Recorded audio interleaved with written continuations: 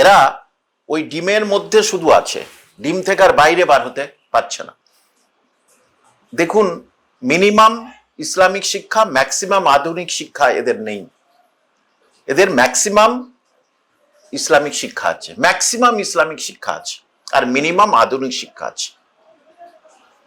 NCT নিয়ম অনুযায়ী, NEP national education programme অনুযায়ী তুমি মিনিমাম ধর্মীয় শিক্ষা দাও, ম্যাক্সিমাম তুমি কিন্তু আধুনিক শিক্ষা দাও, যেটা বিভিন্ন মিশনে আছে, রামকৃষ্ণ মিশন থেকে শুরু করে সমস্ত জায়গাতে। সুতরাং এখানে আপত্তি করবে এটা আমি যদি জানতাম।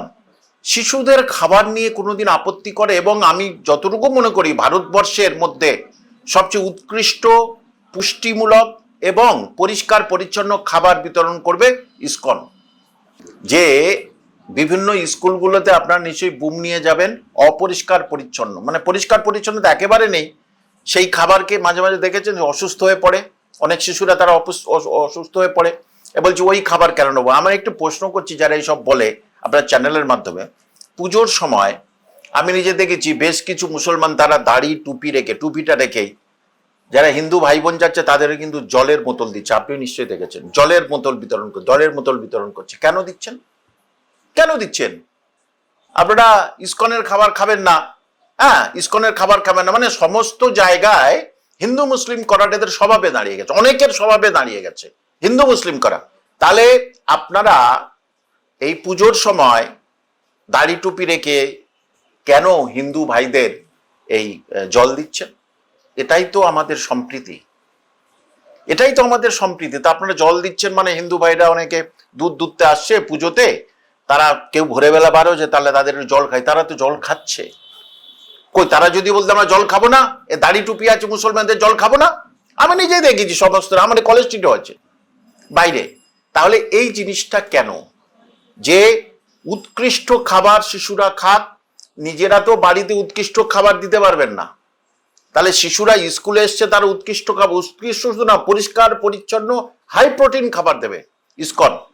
কারণ সারা ভারতের আমি 2-3 বার ইসকনের বিভিন্ন জায়গায় গিয়ে আমি খেয়েছি, এডুকেশনাল প্রোগ্রামে গেছে, গিয়ে দেখলাম তখন যে বললো ওই ইসকনের ওখানে খাবার খান, এবং ইসকনের একটা বিল্ডিং এ আমি ছিলাম, সেখানে নিরামিষ খাবার দিয়ে পরিষ্কার পরিচ্ছন্ন খাবার দিয়েছে। এবং প্রশ্ন এটাই, এটা করবেই, এটা সেই তৃণমূলের আমলেও করেছে, আর মমতা ব্যানার্জি তাদেরকে সাথ দিয়েছিল। এইবারে এই যে কোনো কাজেই তারা দেখবে যে হিন্দু বিদ্বেষী। এটা কিন্তু আমাদের ভারতবর্ষ নয়, এটা আমাদের বাংলা নয়, এটা আমাদের বাংলার সংস্কৃতি নয়।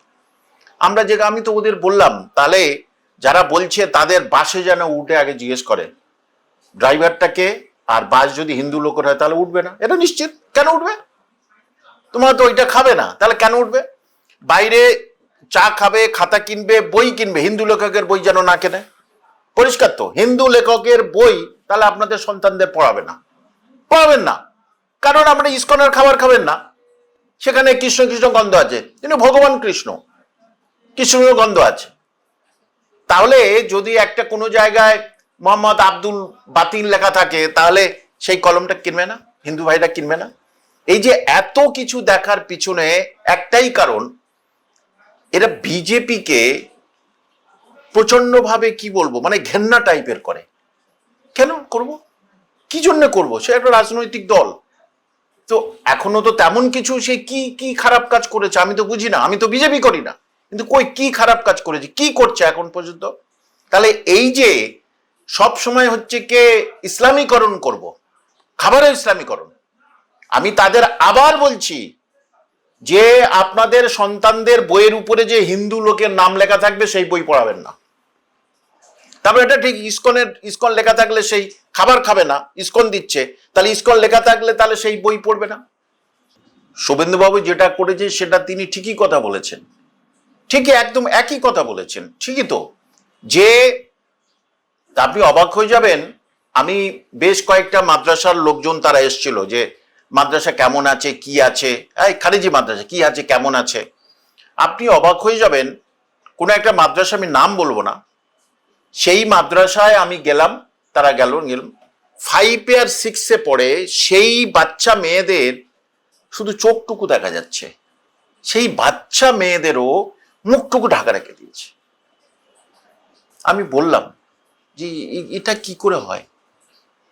আপনারা বলছেন আধুনিক শিক্ষা দিচ্ছি, তা আধুনিক শিক্ষা দিচ্ছেন, ছাত্র ছাত্রী শিক্ষক শিক্ষিকা তারা একে অপরের মুখ দেখবে না, কেমন অবয়ব দেখবে না, এই পড়াশোনা কেমন করছে, তার ফোন নাড়ছে, সে পড়াটা বলতে পারছে কি সেটা বলবে না।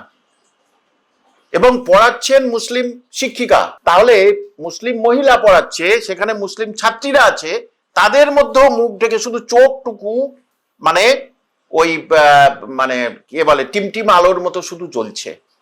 কি অদ্ভুত ধরনের, আপনি চিন্তা করুন। তাহলে আধুনিক শিক্ষাটা দিলে তো হয়, এবং সেইটা তো শুভেন্দুবাবু বলছে, সেইটা পশ্চিমবঙ্গে প্রায় মানুষই বলবে যে যে পাড়ায় ডক্টর ইঞ্জিনিয়ার নেই সেই পাড়ায় যদি একজনকে নিয়ে যদি ভালো প্রতিষ্ঠানে ভর্তি করা যায়, আধুনিক শিক্ষা যদি দেয়া যায়, তাহলে সেই পাড়ার তো অন্তত উন্নতি হবে।